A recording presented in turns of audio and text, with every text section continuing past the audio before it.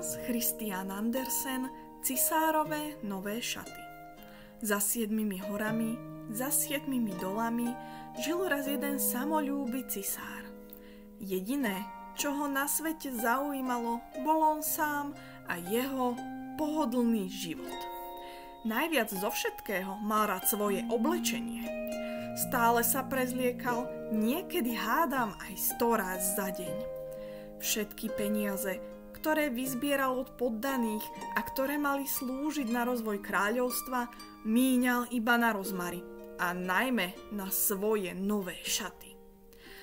Divadlo v krajine bolo dávno zatvorené, lebo herci nemali na nové bábky a ani na kostýmy. Armáda bola rozpustená, lebo vojaci nemali výcvik a ani zbrane.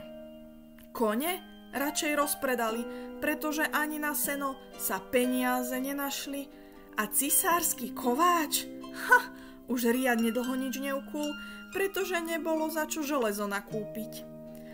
Ľudia v kráľovstve si žili po svojom a veru, že rýchlo pochopili, že od cisára sa im nejakej pomoci nedostane. Pod hradným vrškom viedli ľudia obyčajný život.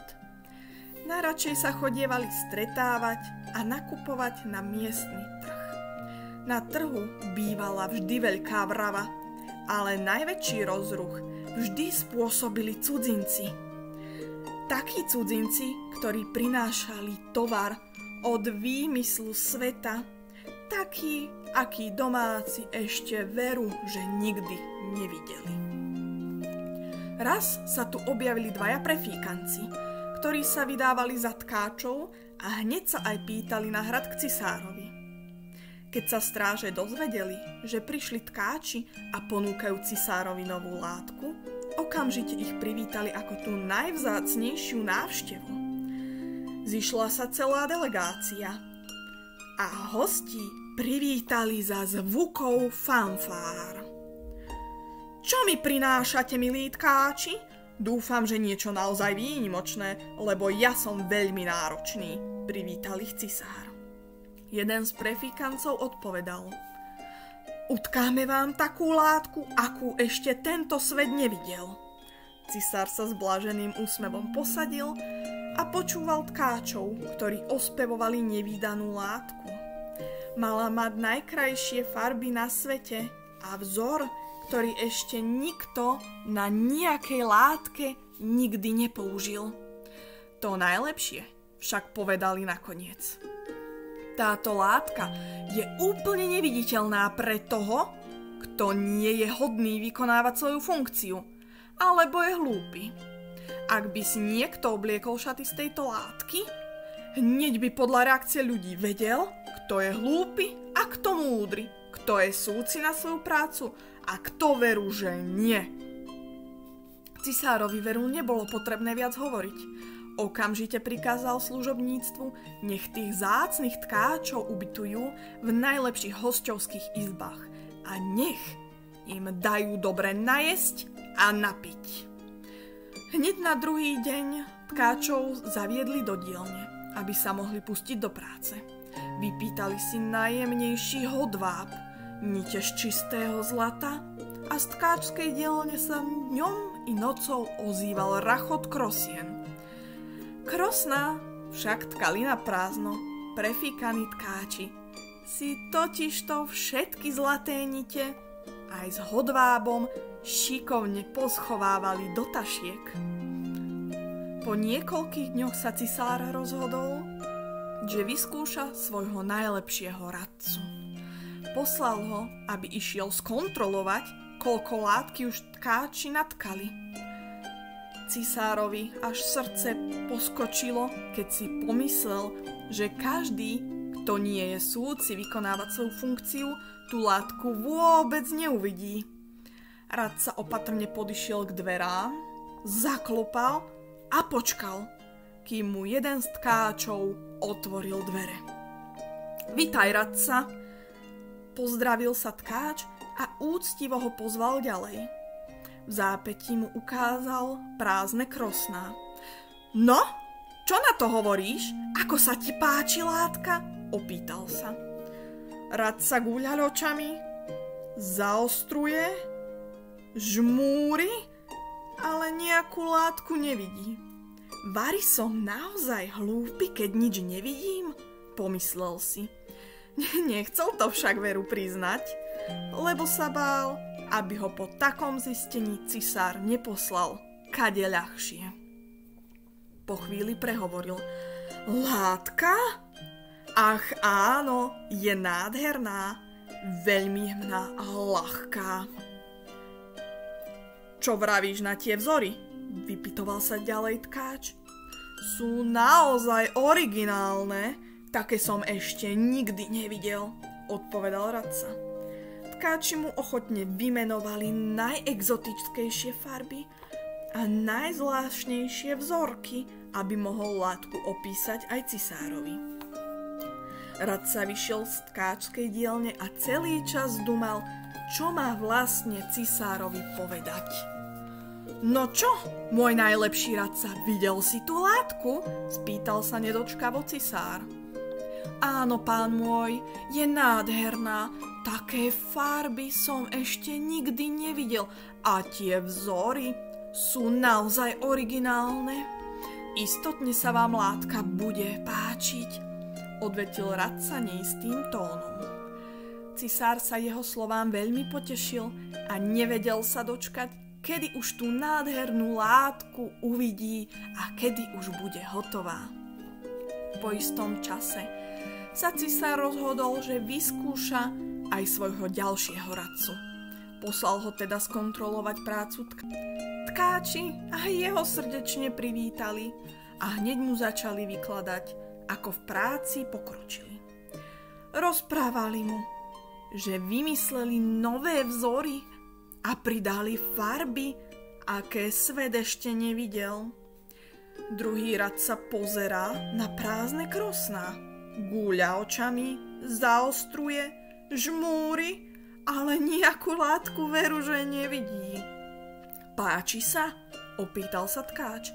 Áno, látka je nádherná. Takú som naozaj ešte nikdy nikde nevidel. Tie farby sú neskutočné a tá jemnosť, nadchýňal sa radca. V duchu však premýšľal nad tým, čo by mu cisár urobil, ak by sa vrátil so slovami, že nejakú látku nevidel. Nie je predsa taký hlúpy, aby čosi také cisárovi priznal. O nádhernej látke, akú svet ešte nevidel, sa rýchlo začalo šuškať po celom celúčičkom kráľovstve. Všetci boli zvedaví na úchvatné šaty, ktoré z nej ušijú. Jedného dňa si cisár povedal, že aj on by už chcel vidieť tú látku na vlastné oči.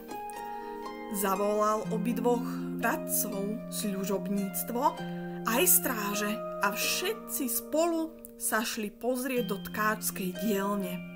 Keď vošli, obaja radcovia hneď začali ich látku ospevovať a napriek tomu, že ukazovali na prázdne krosná, nešetrili chválami.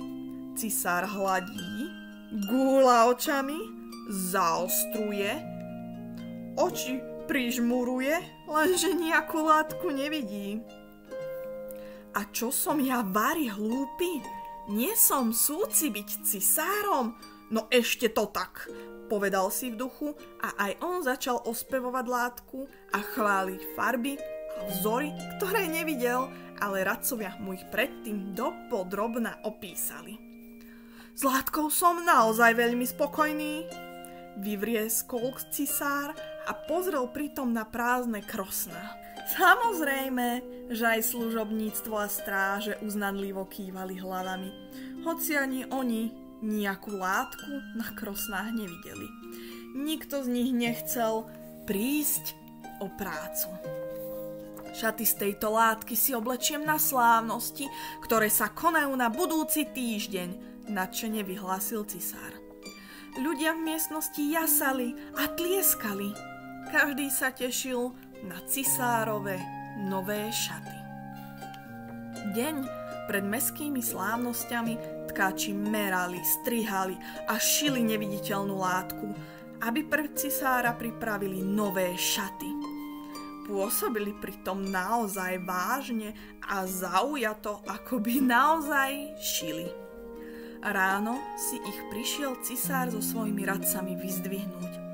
Nech sa páči, šaty sú hotové, zdvorilo povedali tkáči a predstierali, že podávajú cisárovi oblečenie. Ráčte si ich vyskúšať, sú jemné ako pavučinka, nebudete ich na sebe ani len cítiť, poznamenal jeden z tkáčov.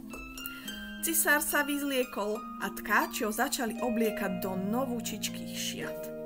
Napriek tomu, že nič nedržali v rukách, presvedčivo sa tvárili, že navliekajú cisárovi nohavice a aj košeľu.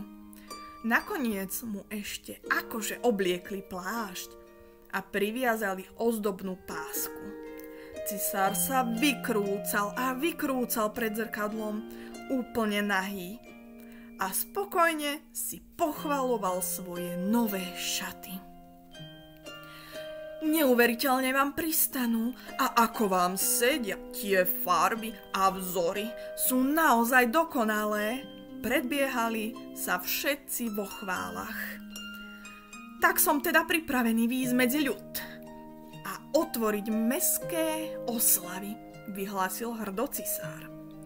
Ako povedal, tak aj spravil. Úplne nahý sa vybral do ulic plných ľudí a vykračoval si ako páv. Davy hýkali a vykrikovali: krása, aké prekrásne šaty, krása, ako len cisárovi pristanú, nevídaná nádhera. Nikto sa neodvážil priznať, že nejaké šaty nevidí, lebo nikto si nepripúšťal, že by mohol byť hlúp. Odrazu sa však z davu ozval malý chlapec. Aha, veď cisár je nahý, nemá na sebe žiadne šaty. Postupne si aj ostatní začali medzi sebou šepkať, že cisár na sebe nemá žiadne šaty. O chvíľu už celý dav ľudí vykrikoval iba jedno: Cisár je nahý, cisár je nahý. Zahambený cisár sa hneď začal zamýšľať. Veď to nie je možné, aby boli všetci títo ľudia hlúpi. Razom si uvedomil, že údajní tkáči boli obyčajní podvodníci, ktorí si naňho pripravili lesť. Nuž, hanba nehamba, slávnosť bola v plnom prúde a tak cisár musel vznešene kráčať ďalej.